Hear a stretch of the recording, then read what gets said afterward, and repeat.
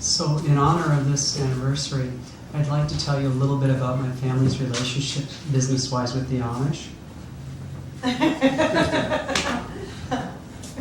Mom thought, and she wasn't a gold digger at all, but when she married Dad, she figured that marrying a young Midwestern dentist meant, a new car once in a while and things, and I didn't get it at the time, but my dad's idealism opened up a kind of strange avenue of income. There was, back in the days when all of us kids used to dance behind the DDT trucks, delighted by that gentle mist, there was a real problem with the Amish because the Amish worked sort of like a kibbutz in a way. It's like different governments had, one would be stricter than the other, and each parish had kind of their own rules, like, yeah, we'll let our kids die of diabetes, of flu, or by contrast, some of them getting really worried about the fact that the groundwater was being dangerously polluted by the DDT. And so this couple of parishes in this little tiny part of Norwegian Iowa, it's kind of Sarah Palin accented part of the country, this group of Amish decided that they would invite these medical professionals in. And hello, can you hear me? Yeah. And my dad said yes. And so that's when the problem started, because that's when Mom started getting sides of beef and lots of eggs delivered to the house as payment for root canals. And Dad's profession was working as a dentist without Novocaine with the Amish, who really loved him. So I took the first boat out of Iowa and didn't get back for a while.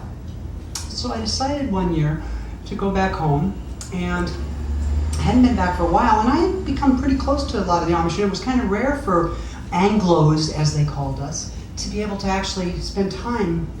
Sometimes the Amish were very them and us about it all. But a lot of my childhood playmates were Amish, and I got to actually see the barns built and all that sort of stuff, which was pretty exciting. I got back home, and Mom and I had been kind of, I had sort of just come out, and it hadn't gone very well, and I'll spare you that detail.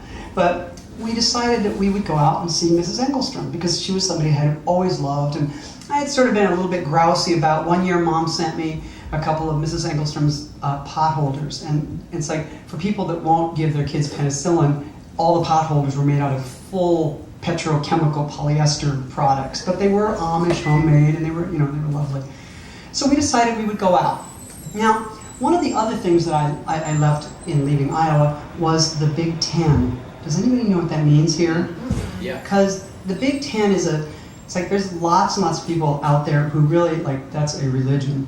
But my parents were among the leaders of that particular cult. And the University of Iowa had a football team called the Iowa Hawkeyes. And the Hawkeyes, for no particular reason, their color and their brand was like a bumblebee. It was yellow and black. And so my parents, for no reason I could ever determine, decorated every single piece of the family car with yellow and black. And it had a really beat up old Monte Carlo. And it had the yellow and black bumper stickers, and it had streamers, and it had, the University of Iowa was about to go to the Rose Bowl that year, and so they had a rose sticking out of the front of the horn, and it was really a clown car of sorts. It was pretty fabulous. And so we got in the clown car to go out to the Amish country. Now, I've had, I've had friends from New York regularly come back to Iowa, and really are pretty amazed that it's National Geographic quality out there, because in this particular part of the country, it's 400 square miles. It's the size of Los Angeles with zero electricity. And you get 2 miles into that, and there's the guys in the Reaper. I mean, it's incredibly scenic and beautiful to see the life that's lived out there. And much more so than Intercourse, Pennsylvania, and the sort of theme parkishness that kind of goes on that part of the country. So we got out there, and one of the things that you grow up with in Iowa is learning to drive with the Amish. And the Amish buggies always have their little, their sort of little triangle in the back, and you always kind of gently get around them so there's no problem. So we got out, and Mrs. Engelstrom, she remembered me, and it was really nice. We went in the cellar, and she got us they pickled rhubarb. And it was just so exotic and wonderful. So we got some of that, got a couple of the petrochemical pot holders just to be polite. And as we got to the car, a little bit of tension started between Mom and Mrs. Engelstrom, and I suddenly realized that I had been caught into a business dealing.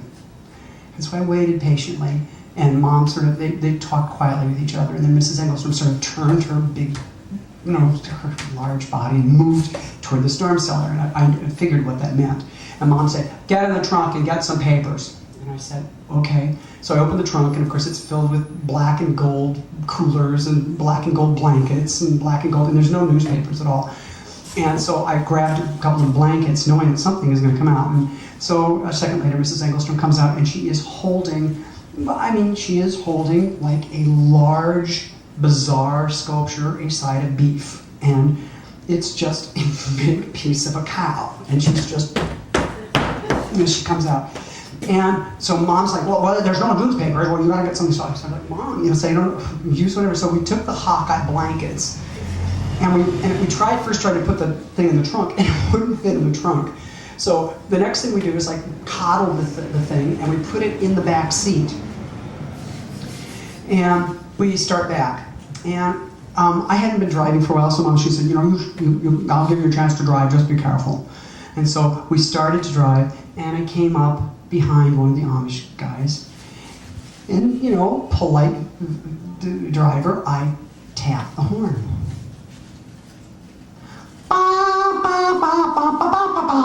And the horse rears up, and the whole damn carriage goes right in the ditch. And we slam on the brakes, and the side of beef falls over between us and into the windshield. It doesn't break the windshield, but it does cover us with blood. We get out of the car, and of course we're scared to death that somebody's hurt. We get down, the horse is fine, the farmer's fine, until he sees us. He sees these two intensely bloodied people walking toward him. And that's pretty much the last time I went doing business with the Amish.